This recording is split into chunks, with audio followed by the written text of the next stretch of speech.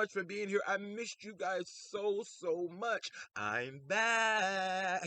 Yes, you guys, you know I've been venturing out some different things, and I had to focus and try to learn my new venture, and trying to focus. And then my neighbors were doing a lot of construction work, so I couldn't really video outside. But today they're not doing anything, so I can make you a quick video. If you're new to the channel, welcome to Gardening with Skinny Boy Randy. We're beginners and experts, so always welcome. I love having you guys here. If you're new, click the like and subscribe button. Leave a thumbs up, thumbs down, just not the two middle fingers. Okay. Thank you so much for being here. Also, if leave a comment, share with all your social media. And if I can't answer a question here, head on over to my Facebook group. And then slide on back. That group is called Gardening with Skinny Boy Randy, where beginners and experts are welcome as well. If I can't answer a question here, those are some question and answering people over there. I love that group. Okay, you guys, so go check it out.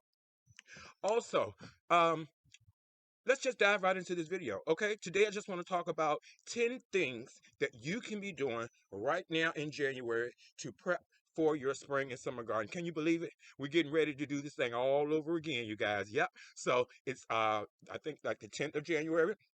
And I just want to give you 10 tips so you can be ready to get your garden started on time and even a little early and be ahead of the game. Okay, so tip number one: decide what are you going to grow this year. Now, you know how we do. We see a lot of pretty seeds and pretty vegetables, and we plant all this stuff, and we don't even eat it. And sometimes you can't even give it away. So decide what you're going to plant this year and try to stick to it. Things that you and your family and friends are going to eat. And if you just want to grow some things for fun just to see if you can grow them, hey, knock yourself out. But just remember, you want to make sure you use your space wisely. So decide what you're going to plant. And when you're deciding what you're going to plant, you want to make sure you know your zone, your growing zone. And if you don't know what that is, just type in Google, what's my growing zone in your state, and it'll tell you what zone you're in. And that just simply gives you an estimate of how the weather is going to go during the year for your area. Okay, so tip number two: plan out your space. I just hit a sheet of paper and I know how my garden is set up, and I draw my raised beds and I draw my in-ground beds, and then I just put little squares and write in what I'm going to grow in these areas. And this gives you a visual of what your garden is going to look like when everything starts to flourish. So plan out your space. It doesn't take much. Just get your pen, paper, and get to drawing. Okay. Ain't nobody got no money to be going buy all these expensive programs to plan out the garden. I ain't got no money for that. I ain't never went to plan out the garden in school. I just draw it and keep it on moving. Okay. All right. Three, get your seeds, get your seeds, get your seeds. Seed shortages will start coming very soon. You won't be able to find a lot of different things because everybody's going to start grabbing. I know some places already have their seeds out. I had to order more seeds this year, and then I have some more seeds coming. Hopefully, you guys, we can get the Wheel of Seeds going. Honest Seed Co. has decided that they're going to sponsor us and give us some more seeds and give you guys some more seeds. Okay, so stay tuned for the Wheel of Seeds coming to you soon. All right, so get your seeds now and just get that out of the way.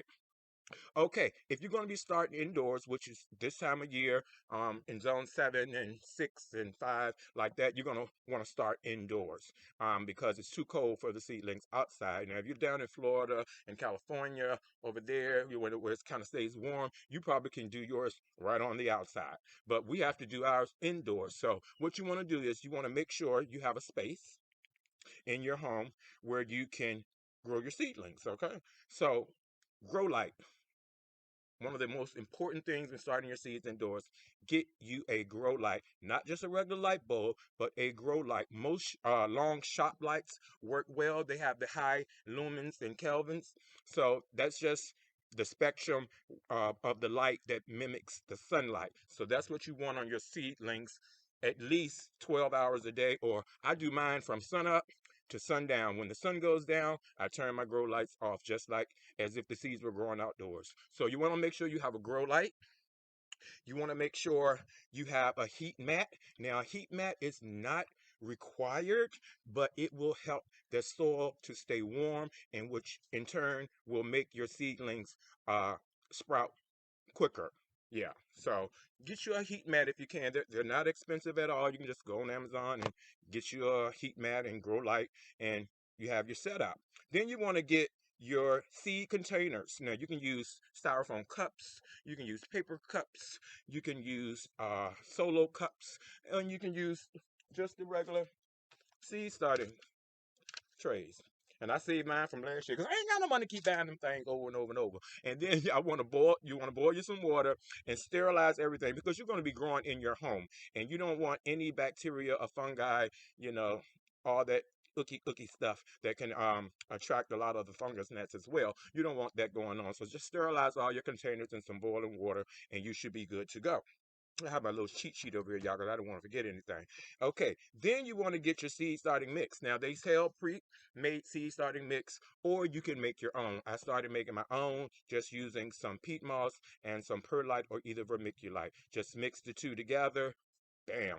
The seeds have the nutrients that it needs within the seed, to get started. So you don't need a fertilized seed starting mix. If you find some that's fertilized, hey, more power to you. But the seeds don't require fertilization when they're starting to germinate and all that good stuff.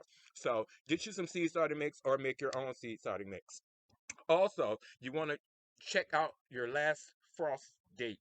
And this is the date where you're kind of in the safe zone where you're not going to be getting frost at night anymore, so you can feel comfortable putting your plants in the ground. Okay, so that'll be towards like maybe the beginning of April for us, maybe 2, 3 weeks into April, sometimes earlier. It just depends on what Mother Nature wants to do. Because Mother Nature don't let nobody tell her what to do in her garden. We all in Mother Nature's garden, so we just got to go with what she says, okay? And that's fine with me. Okay? Thank you so much for being here. I love you guys. And nobody told you they love you today. Skinny Boy Randy loves you. From the bottom of my heart, thank you guys for being here. Thank you guys for being so patient with me while I've been gone. I really, really, really missed you guys so much. Thank you, thank you, thank you. Okay, all right. Then you want to think about getting your products that you're going to need throughout the year, like your fertilizers, your pest control, um, get you some spray bottles. Make sure your water hose is working. Make sure you have a water source to water your garden. Make sure you have the time and the patience because a lot of people give up because the seed starting takes a while, So if that's an issue for you, just start off by buying starter plants. Yeah, they'll come later in the year, but they'll already be ready for you, and you can just start them in the ground. I myself, I like starter plants, but I also like starting things from seeds, so I can say I did this, I grew this, I know exactly what it is. So those are just a few things to get you started for your January garden. We're going to be doing some more videos on what seeds I'm going to be planting. Hopefully, I'll get that out to you in a day or two. I'm going to try to do a video at least every 3 days, at least. So there'll be like 3 videos a week, okay? Thank you guys so much for being here. Remember to like and subscribe. Leave a thumbs up, thumbs down, just not the... You know what I'm going to say, okay? And also leave a comment. Share with all your social media, you guys. Thank you so much for being here. Nobody told you they love you. I do. Remember, live, love, laugh. Grow stuff if you need it. And there goes our trusted plane. Okay, let me find the button. Bye.